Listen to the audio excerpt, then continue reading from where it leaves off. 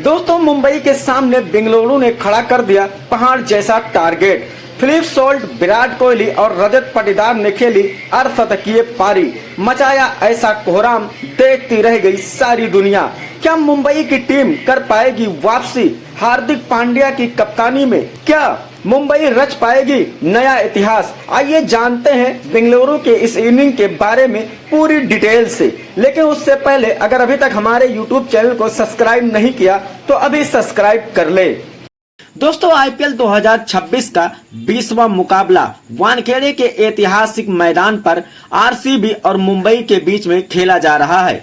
इस मुकाबले में कप्तान हार्दिक पांड्या ने टॉस जीतकर पहले गेंदबाजी करने का फैसला लिया।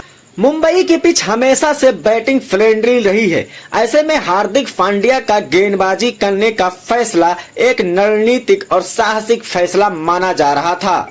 लेकिन किसे मालूम था RCB के बल्लेबाज ऐसा कोहराम मचाएंगे कि मुंबई के संभाले नहीं संभलेगा।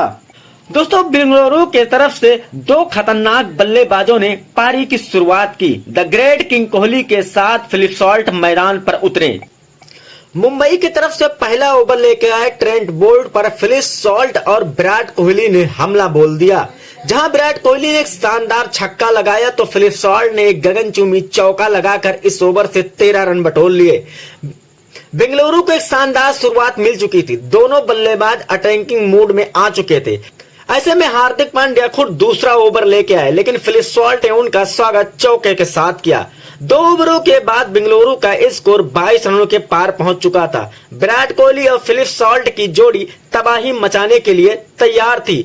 तीसरा ओवर लेके आया ट्रेंट बोल्ट की पहली गेंद पर विराट कोहली ने शानदार चौका लगाया तो इस ओवर की 5वीं गेंद पर फिलिप सॉल्ट ने छक्के के साथ इस ओवर में 11 रन बटोरकर अपनी टीम का स्कोर 33 रनों के पार पहुंचा। कोहली जिस तरह से आक्रामक बल्लेबाजी कर रहे थे उससे मुंबई की टीम दबाव में आती दिख रही थी।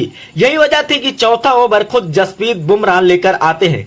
दूसरी गेंद पर विराट कोहली ने शानदार चौका लगाकर बुमराह का स्वागत किया, लेकिन इसके बाद बुमराह ने शानदार वापसी की और दोनों बल्लेबाजों को बांध कर रखा। 4 ओवर की समाप्ति के बाद बेंगलुरु का स्कोर 43 रनों के पार पहुंच चुका था। वानखेड़े के इस बैटिंग फ्रेंडली पिच पर बेंगलुरु के बल्लेबाज फिलिप सॉल्ट और विराट कोहली गदर मचाए हुए थे। मुंबई के गेंदबाजों पर ऐसा हमला बोला कि उनके संभाले नहीं संभला। 5वां ओवर लेके आए मिचेल स्टार्क को फिलिप सॉल्ट ने आड़े हाथों लिया। उनकी पहली 3 गेंदों पर लगातार हैट्रिक छक्के लगाकर उनकी लाइन लेंथ को पूरी तरह से धराशायी कर दिया। सेंट्रल के इस ओवर में फिलिप सॉल्ट ने 3 गगनचुंबी छक्के लगाए तो एक शानदार चौका लगाकर इस ओवर से कुल 22 रन बटोरकर अपनी टीम का स्कोर 65 रनों के पार पहुंचा दिया। फिलिप सॉल्ट मैच 19 गेंदों पर 44 रनों की तूफानी पारी खेल रहे थे, तो वहीं विराट कोहली भी 11 गेंदों पर 20 रन बनाकर डटे हुए थे। पावर प्ले का अंतिम ओवर लेके आए जसप्रीत बुमराह ने शानदार गेंदबाजी की और दोनों बल्लेबाजों को बांध कर रखा। जसप्रीत बुमराह ने इस ओवर में महज 6 रन खर्च किए। बावजूद इसके RCB की टीम में 6 ओवरों के पावर प्ले में बिना किसी नुकसान के 71 रनों का आंकड़ा पार कर गई। मुंबई की टीम पर दबाव साफ दिखाई दे रहा था। विराट कोहली और फिलिप सॉल्ट की जोड़ी तूफानी बल्लेबाजी करते हुए बेंगलुरु को एक बड़े टारगेट की तरफ ले जा रही थी। 7 ओवर की समाप्ति के बाद बेंगलुरु का स्कोर 75 रनों के आंकड़े को पार कर चुका था। 8वां ओवर लेके आए मैक मार्कंडे फिलिप सॉल्ट के हत्थे चढ़ गए। फिलिप सॉल्ट ने इनकी पहली 3 गेंदों पर लगातार 3 चौके लगाकर महज 25 गेंदों पर अपना तूफानी अर्धशतक भी पूरा कर लिया। इन 3 चौके लगने के बाद मैक मार्कंडे के ऊपर दबाव साफ दिखाई दे रहा था। 5वीं गेंद पर उन्होंने फुल टॉस डाली और फिलिप सॉल्ट ने शानदार छक्का लगाकर इस ओवर से कुल 20 रन बटोरकर अपनी टीम का स्कोर 95 रनों के पार पहुंचा दिया। 8 ओवरों के बाद बेंगलुरु की टीम 95 रनों के आंकड़े को पार कर चुकी थी। विराट कोहली 25 और फिलिप सॉल्ट 29 गेंदों पर 68 रन बनाकर तूफानी बल्लेबाजी कर रहे थे। अपने ही घरेलू मैदान पर मुंबई की ये लाचारी देखकर हर कोई हैरान था। फिलिप सॉल्ट और विराट कोहली की ये जोड़ी गदर मचाते हुए मुंबई के गेंदबाजों की ऐसी धुलाई कर रही थी जिसके बारे में शायद ही किसी ने सोचा होगा। 10वां ओवर लेके आए कप्तान हार्दिक पांड्या की तीसरी गेंद पर फिलिप सॉल्ट ने लॉन्ग ऑन के ऊपर शानदार छक्का लगाया और इस ओवर से कुल 10 रन बटोरकर अपनी टीम का स्कोर 115 रनों के पार पहुंचा दिया। दोस्तों, बेंगलुरु के दोनों बल्लेबाज धमाकेदार बल्लेबाजी करते हुए मुंबई के हर गेंदबाज की जमकर कुटाई कर रहे थे। मुंबई को अब हर हाल में एक विकेट थ्रू की जरूरत थी, क्योंकि जिस तरह से ये दोनों बल्लेबाज बल्लेबाजी कर रहे थे 300 का आंकड़ा भी छोटा पड़ सकता है। 11वां ओवर लेके आए शार्दुल ठाकुर ने शानदार गेंदबाजी की और अपने इस ओवर में मुंबई इंडियंस को पहली सफलता दिला दी। शार्दुल ठाकुर की 5वीं गेंद पर फिलिप सॉल्ट बड़ा शॉट खेलने के चक्कर में हार्दिक पांड्या को कैच दे बैठे। इस तरह से मुंबई इंडियंस को आखिरकार पहली सफलता मिल गई। फिलिप सॉल्ट ने 36 गेंदों पर 6 चौके और 6 गगनचुंबी छक्कों की मदद से 78 रनों की तूफानी पारी खेली और आरसीबी के लिए एक ऐसी नींव तैयार की जिस पे आरसीबी की टीम एक बड़ी इमारत खड़ी कर सकती थी। फिलिप सॉल्ट के आउट होने के बाद रजत पाटीदार मैदान पर आते हैं विराट कोहली का साथ देने के लिए। रजत पाटीदार जैसा लगता है जैसे वो ड्रेसिंग रूम से ही सेट होकर आए हो। पहली ही गेंद पर शानदार चौका लगाकर अपना खाता खोला और 11 ओवरों में बेंगलुरु का स्कोर 124 रनों के पार पहुंच गया। 12वां ओवर लेके आए मैक मार्कंडे को रजत पाटीदार ने आड़े हाथों लिया।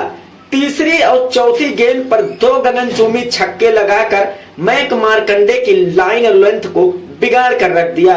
इसी ओवर की अगली गेंद पर एक और गगनचुंबी छक्का लॉन्ग ऑन के ऊपर से जड़कर इस ओवर को इतना लंबा बना दिया कि मुंबई इंडियंस की हालत खराब हो गए।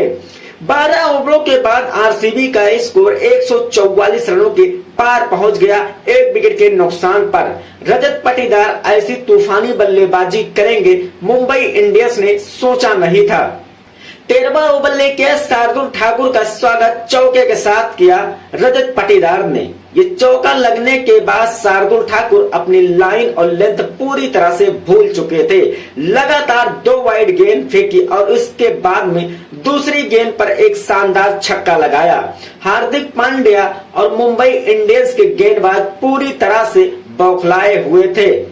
शार्दुल ठाकुर ने इसी ओवर में एक और वाइड बॉल फेंकी और उसके बाद विराट कोहली ने एक शानदार चौका जड़कर इस ओवर से कुल 23 रन बटोरकर अपनी टीम का स्कोर 167 रनों के पार पहुंचा दिया। फिलिप सॉल्ट के आउट होने के बाद रजत पाटीदार ने जिम्मेदारी संभाली और तूफानी बल्लेबाजी की। दोनों बल्लेबाजों के बीच में देखते ही देखते 38 रनों की साझेदारी हो गई, पता ही नहीं चला।